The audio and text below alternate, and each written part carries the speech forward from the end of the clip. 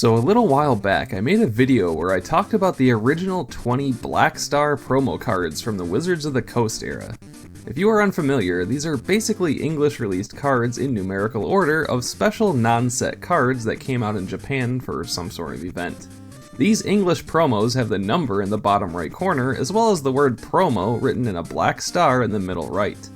It's pretty interesting finding out where these cards came from and what sort of event you had to go to or specific thing you needed to buy in order to acquire them. So I'm going to go over that as well as explain the card itself in terms of using it during a game. And well, since I already talked about the first 20 last time, naturally it's time to talk about the next 20, numbers 21 to 40. So I think it goes without saying, but maybe watch my part 1 video first. The link will be below. Then part 3 will be, I don't know, whenever I feel like making it. I'll also try not to repeat myself too much if some of these promos were for a similar event that I explained in part 1, so even more of a reason to watch that first. But for now, let's take a glancy glance at the next batch. We're about to enter the Gen 2 era of Black Star promos. Number 21. Moltres. The first release here was one of the unnumbered promos as a redeemable card from All Nippon Airlines in August and September of 1999. This was also the case with that number 5 Dragonite, which was an ANA issued card in 1998. If you redeemed your boarding pass during that time frame, you could get this card along with a Zapdos one that I'll bring up very soon. The artwork here was done by Toshinao Aoki, who also designed that number 5 Dragonite, among some others that we'll get to. I actually love his design though, as I think the clean, bold outlines look really nice. But the English number 21 version was a giveaway at the theaters during the second movie, The Power of One, which came out in America on July 21st, 2000. That very same Dragonite was also the card giveaway for the first movie, so this is really following in the same path. But the Power of One heavily centers around Articuno, Zapdos, and Moltres, so it makes sense that the birds would be the promos here. Spoiler, but the next two cards are the other birds as well, and combined they all form one full picture. Pretty cool. But for whatever reason, they made Moltres the first one numerically. Yeah, they literally have Uno, Dos, and Tres in their names, so Moltres first. Yeah, I don't know. I did not actually go to the theater to see this movie, so I managed to avoid obtaining these. In fact, I saw it for the first time just a few years ago. This time, the artwork was done by Naoya Kimura and has Moltres in the sky absolutely blasting some fire attack from its beak. This one has a little more artistic flair to it, but there's something about that bold line drawing that appeals to me more. Then this card had a third release in the standard Supreme Victors set from 2009, now back to the Aoki art. Moltres is the fire type with 70 HP, no weakness, resist fighting, 1 retreat cost. Hyper Flame does 60 damage and then you flip a coin. If heads, discard 1 fire energy. If tails, discard all of them.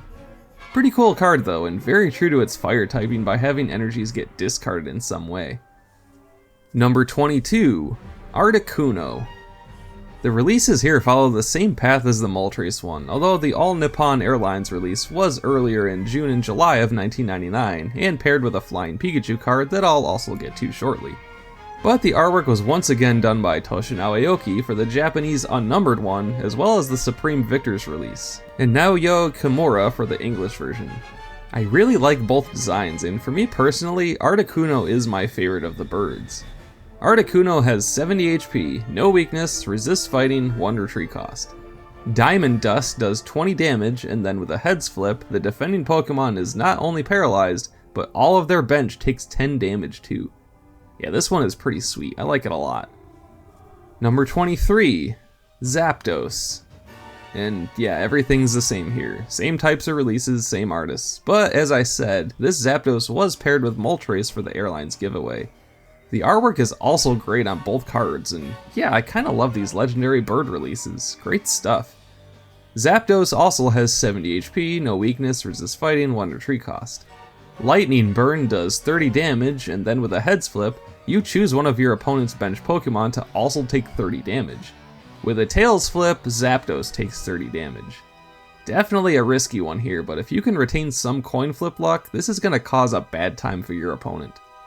Number 24, Blank's Pikachu, also known as Happy Birthday Pikachu. So get ready to hear me talk about Pikachu a lot here. The next 5 promos are all variations of the Zappy mascot. But first, we have a real fun gimmicky one here, as I'm guessing you were meant to write in your own name on the card to complete the card name. Why? Well, let's see what's going on here. The first release of this card came with copies of an all-card calendar in November of 1998, with artwork done by Kagamaru Himeno of Pikachu looking excited to try some birthday cake. This card was meant to commemorate the 2nd birthday of the Pokemon TCG, hence the birthday aesthetic. The next release came in the form of the Pikachu World Collection, a set of 9 Pikachu cards from September of 2000 that feature a Pikachu tail symbol on the left side, and are all of different languages, meant to have a theme of global unity for the Summer Olympics. I touched on this in the last video, which had the Portuguese and Dutch cards as Black Star promos 1 and 4. This version here is the designated English release card. But the main number 24 release came in 2001 in the form of a Create a Card campaign as a gift if someone entered their own illustrations, now as a holo version. And that's not even all. In September of 2001, it got a Japanese release with different art of the same artist of Pikachu absolutely devouring some cake, while maybe getting drunk on wine and opening gifts with confetti and party paraphernalia all around. That's a wine glass, so it's gotta be wine. Nice. It also saw a re-release in 2021 with the Celebration set, and in the Japanese promo card pack 25th Anniversary Edition. So basically, Happy Birthday Pikachu is the lightning type with 50 HP, weak to fighting, 1 retreat cost. Birthday Surprise does 30 damage, but if the day you are playing is your birthday, it does 50 more damage if a heads is flipped. Because of this, this card was notoriously banned from tournaments as people could just, lie. Still, a fun concept. You could wait all year to unleash this card on your actual birthday. Number 25, Flying Pikachu. This one is going all the way back to October of 1997 in a Korokoro comic issue as one of the Japanese unnumbered promos, and then again in December of 1998 as a mail-in prize drawing for Korokoro as one of the 5 cards given to 2,000 winners. The artwork here is by Toshinao Aoki and has Pikachu flying in the sky attached to 7 different colored balloons. This is a pretty classic design really. It was also an All Nippon Airlines promotion in November 1998 with some slightly different artwork with an airplane flying behind Pikachu. As for the Pikachu World Collection, this card represented the German language in September of 2000. And finally, the number 25 English version was a Pokemon League promo in August of 2001. It later got a reprint in 2008 and 2009 for the Rising Rivals set, and yeah, lots going on with these Pikachu cards. It's kind of exhausting. But also, this is one of the cards in the TCG Game Boy Color game, so it's pretty important. Flying Pikachu is the lightning type with 40 HP, no weakness, resists fighting, and 1 retreat cost. Yeah, a Pikachu that resists fighting. It's just like a Zapdos here. It has Thunder Shock doing 10 damage and paralyzes with a heads flip, and then its gimmicky move of Fly, which does 30 damage, but only if a heads is flipped. Also, if a heads is flipped, Flying Pikachu is immune to any damage or effects on the next turn. Yeah, this is a unique one. Number 26, Pikachu. Continuing with the lightning theme, we're back to just a standard Pikachu card here. This one is known as Snap Pikachu, as the art is taken right from Pikachu using an electric attack in Pokemon Snap. The photo, not the illustration, was taken by Gakuji Nomoto. The first release came in May of 1999 as it was included in Volume 1 of Pokemon Card Trainers magazine in Japan, and then it saw its Pikachu World Collection release in September 2000 here as the Spanish language card. And finally, it was simply a Pokemon League promo for its number 26 English release. Not really a whole lot to it there, but it's kinda weird that it doesn't really have anything to do with Pokemon Snap. It would have been cool if it came with certain copies of the game or something, but Pokemon Snap is just what they use for the design, and that's about it. Pikachu is the lightning type with 40 HP, weak to fighting, 1 retreat cost. Scratch does a simple 10 damage, and then Thunderbolt does 40, and then you discard all lightning energies on Pikachu. A very non-complicated card. Number 27, Pikachu. Another standard Pikachu release here, let's see what we get. And well, the first release is one I've talked about in another video. In March of 1998, it was one of the cards included on the Japanese-only Vending expansion sheets on Sheet 6 for Viridian Forest, along with Weedle and Caterpie. The next release was a reprint for the Quick Starter gift set in Japan in December 1998, which has also come up before. Then we get our old friend of the Pikachu World Collection in September 2000, this one representing the Italian card. And finally, the English number 27 version in November of 2000, as it came with VHS and DVD copies of The Power of One.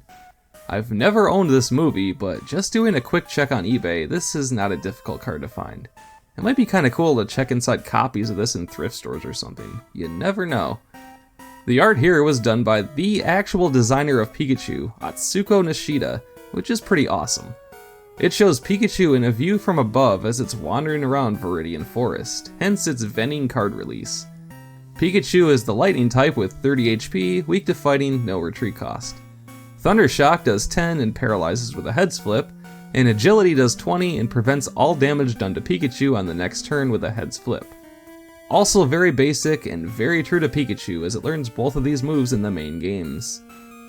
Number 28, Surfing Pikachu. Our final Pikachu card in this little marathon stretch here, and it's another unique one along the lines of Flying Pikachu, and there's a bit going on with it. The first release goes all the way back to August of 1997 as an insert along with the Imakuni card in the September 1997 issue of Koro Koro. You also had a second chance to get one as a mail-in prize drawing from the December 1998 issue, which was the same with Flying Pikachu. The art here is done by Toshinao Aoki, showing Pikachu on, well, a surfboard, since it's Surfing Pikachu. Also in August of 1997, it was one of the JR East Railway Stamp Rally cards along with a Mew card, and this version shows a picture of Mount Fuji in the background now. Its Pikachu World Collection release in September 2000 was the French card, and then it was simply a Pokemon League promo for its English number 28 release in August 2001. It even saw 4 more re-releases down the road. A Pokemon Web release in Japan in October 2001, a Rise & Rivals release in 2008 and 2009, an Evolutions release in 2016, and then also in 2016, it was an XYP promo in the M Slowbro EX plus Surfing Pikachu 20th Anniversary Special Pack. Whew, yeah, this one is kind of a beloved card. It's even in the TCG Game Boy Color game since, I mean, it's kinda always paired with Flying Pikachu in that sense. So what's the deal with this card? Well, Surfing Pikachu is the Lightning type with 50 HP, weak to fighting, 1 retreat cost. And the unique aspect of it is that it can only go into a deck with water energies, as Surf is its only move doing a set 30 damage. There are a couple references to Pikachu surfing throughout the years, with a couple coming to mind of how it can go on top of a surfboard in Pokemon Snap, and that classic episode of the anime with the blue-eyed Pikachu named Puka. Surfing Pikachu is a culture indeed. And actually, this is it for all of the promo Pikachu cards of the original Wizards 53. They mostly got all grouped together right here, but now it's time to not only move on to a different Pokemon, but one of Generation 2. The next 11 Pokemon are all going to be Gen 2 ones.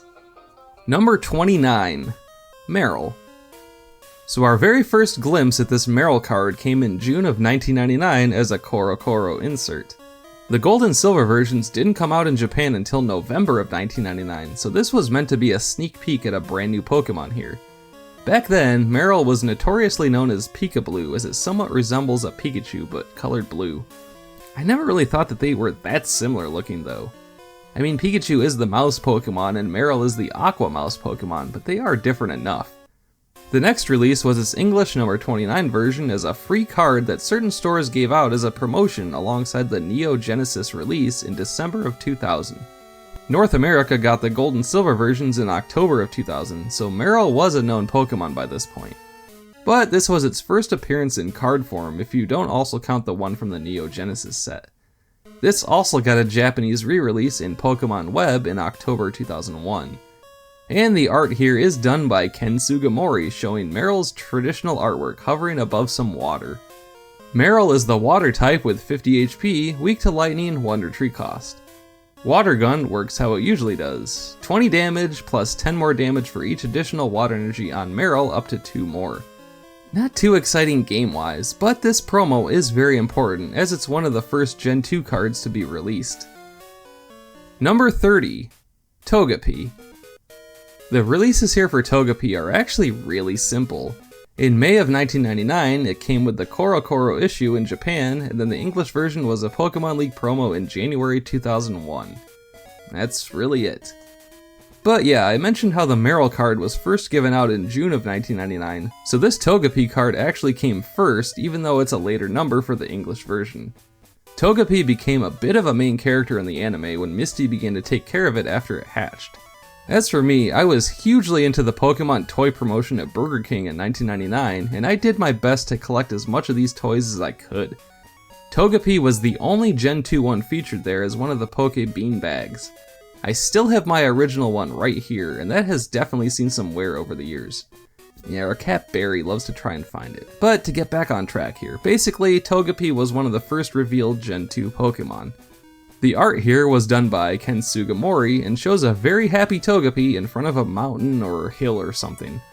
Togepi is the colorless type with 30 HP, no weakness, resists psychic, 1 retreat cost. Snivel is a returning move from Jungle Cubone and has Togepi take 20 less damage if it's attacked on the next turn. And then, Mini Metronome has it use one of the defending Pokemon's move on the defending Pokemon, but only if a heads is flipped. It also says, you must still do anything else in order to use that attack, and Togepi remains the colorless type no matter what. That's pretty awesome, even though Togepi barely has any HP to last too long. Number 31, Cleffa. This one here helps to introduce baby Pokemon into the TCG. Gen 2 featured a lot of baby versions of existing Pokemon like Pichu, Elekid, Magby, etc. And of course, Clefairy's baby version of Cleffa. The way they did it here is that Clefairy can still be played as a basic Pokemon, but Cleffa also counts as a basic Pokemon who can still evolve into Clefairy. Baby Pokemon can also only be hit 50% of the time. If Cleffa is active and your opponent tries to attack it, they need to flip a heads in order to do so. As for releases, this one is also very simple. A Koro insert in the February 2000 issue, and then the English release for the Pokemon League in February 2001. Very similar to Togepi actually. The art here was also done by Ken Sugimori, showing Cleffa in front of a starry looking background. Cleffa is the colorless type with 30 HP and no weakness, resistance, or retreat cost. Kinda cool, but it can't actually deal any damage either. Eek has you draw 2 cards. That's it. Draw cards until it faints or evolves into Clefairy. Number 32, Smeargle. In keeping with tradition, this Smeargle card also had very simplistic promo releases. It was first seen in Volume 7 of Pokemon Card Trainers magazine in Japan in July of 2000, and then the English version was yet again just a Pokemon League promo in March 2001. Yeah, I think they tried keeping the promos simple here as just Pokemon League cards, but that doesn't leave much for me to talk about there. The art here was done by Tomokazu Kamiya and shows some kind of a skewed angle Smeargle resting on a box in front of some ruins. I'm assuming this is a nod to Smeargle being found near the ruins of Alph in Gold and Silver. Smeargle is the colorless type with 40 HP, weak to fighting, resists psychic, 1 retreat cost. And like with Cleffa, Smeargle can't actually deal any damage. It has Paint, which has you change the defending Pokemon's type to anything other than colorless. And to make it even worse, you need a heads flip to do so. Yeah, this is giving flashbacks to base set Porygon here, one of the worst cards in that set. Sure, changing the defending Pokemon's type can be beneficial, but man, this is really just pretty terrible. You can change their type 50% of the time and that's it. This might be the single worst Pokemon of these early releases. But let's move on to an actual strong one next. Number 33, Scizor. As for releases, yep, you can probably guess. Koro in June of 2000, Pokemon League in June 2001. But I think the art here is pretty great. It was done by Hironobu Yoshida and has Scizor in a pretty intimidating pose. I think Scizor is a pretty awesome Pokemon in general, and it's one of my faves from Gen 2, so this one works for me. And also for something different, Scizor is the Metal type, which was introduced in the Neo Genesis set. It has 70 HP, weak to fire, resists grass, 2 retreat cost. Leer has the defending Pokemon not be able to attack Scizor on the next turn if a heads is flipped. And then Metal Pinsir does 30 damage and 10 more for each heads until you get a tails. Awesome. This is very reminiscent of Fossil Geodude, but Stone Barrage is way worse. That does 10 damage for each heads until you get tails, but from the get-go. Metal Pinsir will at least do 30 damage every time. Yeah, this Scizor is pretty awesome. You of course just need Scyther first, so it does change types as it evolves. Number 34, Entei. And just like that, we've made it to the promo tie-ins for the third theatrical film. The first release here came in the form of a 9-card set called Premium File 2 in Japan. You were able to get these cards at the theater in July of 2000 if you went to see Spell of the Unown, Entei. Along with Entei, it came with Charizard, Pichu, Eevee, Espeon, Umbreon, and 3 unknown letters, O, N, and E. As for the English release, Entei was simply a giveaway if you bought a theatrical ticket for Spell of the Unown, Entei, also known as Pokémon 3 the Movie, in April of 2001. Just like with The Power of One, I did not go see this in theaters. My Pokemon fandom was dwindling a bit at this point. This is also what is known as a reverse holo, where the rest of the card is what is the holofoil treatment as opposed to the artwork.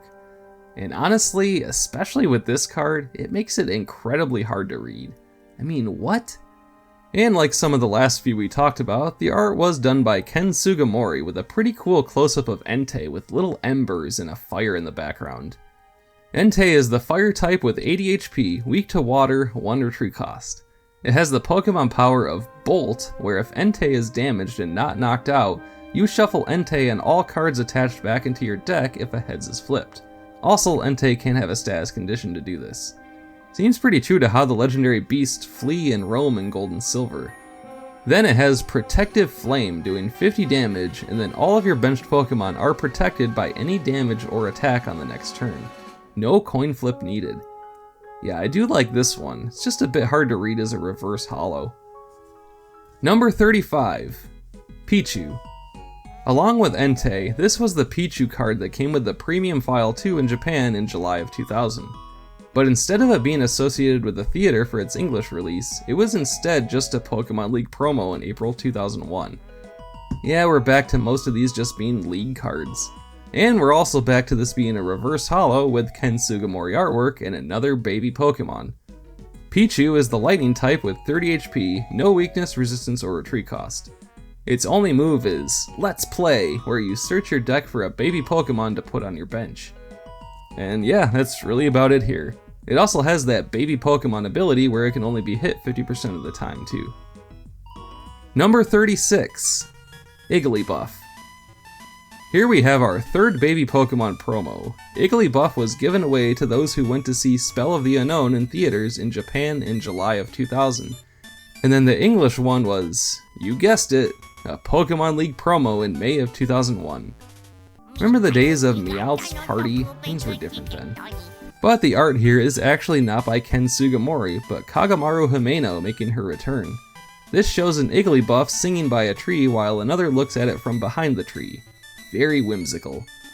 Igglybuff is the colorless type with 30 HP, no weakness, resistance, or retreat cost. Its move here is Good Night Song, which puts the defending Pokemon to sleep. Yeah, you can probably see a trend here. Baby Pokemon typically don't deal damage, nor do they have any weakness, resistance, or retreat cost. They are mostly defensive utility cards who can still evolve. Number 37, Hitmontop. For the first time yet, after 36 cards, number 37 is finally a fighting type. Pretty crazy. But the releases are the same as the Igglybuff card pretty much. A Spell of the Unown giveaway in Japan and a Pokemon League promo for the English version in July of 2001. The artwork here is by Atsuko Nishida and shows Hitmontop spinning like an absolute mad lad on the ground. Hitmontop is the fighting type with 60 HP, weak to Psychic, 1 retreat cost. Repeating Kick is like a stronger Stone Barrage, 20 damage for each heads until you get a Tails. And then Rapid Spin does 30 damage, and then both players switch their active Pokemon with a benched one of their choosing. Yeah, pretty cool, I like this one. And welcome fighting types to the mix. There will only be one more. Number 38, Unown J. So of the 4 Neo sets, Genesis, Discovery, Revelation, and Destiny, you could obtain versions of each of the unknown letters except for J and R. For whatever reason, R did not make its way as a Black Star promo, but J did. Unown J was first seen in Volume 8 of Pokemon Card Trainers magazine in Japan in September of 2000, and then its English version was actually not a Pokemon League promo, look at that. Unown J came with VHS and DVD releases of Pokemon 3 the movie in August 2001. Talking about these does make me want to glance inside some of these movies at thrift stores, I gotta say. Maybe I should try and get these movie cards. The artwork here is by Hideki Kazama and shows Unown J front and center while O, I, and N are behind it. Unown J is the Psychic type with 40 HP, weak to Psychic, Wonder Tree cost. It has the Pokemon power of Join, where if you also have Unown O, I, and N in play, you can search your deck for any Pokemon to go into your hand. That's pretty sweet, but gotta be tough to get all 4 at the same time. Then its only move is the only move Unown learns, Hidden Power for 10 damage. Unown has always been very gimmicky and not really one that you should ever plan on using or anything. They're really meant to be collectibles, and I feel like they did their best with the TCG here with them. I also think it's cool that 2 of the letters are special promo cards too. Number 39, Misdreavus. The first ghost type introduced beyond the Ghastly line, Misdreavus was a card that came with Volume 9 of Pokemon Card Trainers magazine in December 2000. And yep, we're back to the Pokemon League with this being the September 2001 promo. The artwork is by Shinichi Yoshida and shows Misdreavus looking like it's making this face. Misdreavus is the Psychic type with 50 HP, no weakness, resist fighting, Wonder Tree cost. Pain Split has you put a damage counter on the defending Pokemon for each one on Misdreavus, and then Confuse Ray does 10 damage and confuses with a heads flip. Ghost cards are usually a good time with some different kinds of moves. Pain Split is kinda situational, but I like it. You can do up to 40 damage with only 1 Psychic Energy. Nice. And our last one for this part 2 is number 40, Pokemon Center. Yeah, we get a re-release of the standard trainer card going all the way back to base set. This promo version was distributed to coincide with the opening of the Pokemon Center in New York in November 2001, which unfortunately closed in 2005. And not to get into difficult topics or anything, but I can't be the only one who thought, November 2001 in New York? That seems like some unfortunate timing. I did look it up and saw this interview with some folks who worked on the Pokemon Center New York historical website. Perhaps a bit more context would help. The Pokemon Center New York store officially opened November 16, 2001, a little over 2 months after 9/11 occurred. It was a huge deal for families who could make it there since New York City was essentially shut down in the aftermath of the terrorist attack. People were, understandably, extremely tense during that time, and the Pokemon Center New York store offered kids a happy place to visit during a dark time. I consider it to be part of the history of New York City, my hometown. Anyway, the artwork here was done by Big Mama Tagawa and shows Chansey standing inside a nice, clean-looking Pokemon Center. And it works the same as always. Remove all damage counters from all of your Pokemon, and then all energies on those Pokemon as well. A full, clean slate. So that about does it for part 2 in this 3-part series. And nothing against the Pokemon League or anything, but this part was a bit less exciting with most of them just being promos for those events. It just gave me less to talk about. But there are still some really neat cards here, including a bunch of Gen 2 ones. Wizards of the Coast only made 53 English numbered Black Star promo cards, so next time we'll be concluding the last 13. And you know what? Part 1 was the first 20 cards, part 2 was the next 20 cards, so part 3 only being 13 might be a little disappointing. But oh, check out just how perfect this is. You see, there were also some promo cards released with a gold W symbol known as W promotional cards. And just how many of those were there? 7 in total. Yeah, I couldn't have planned it better myself. So join me next time as we look at the final 13 plus the 7 W promos to conclude this little trilogy. Paraspectre will return.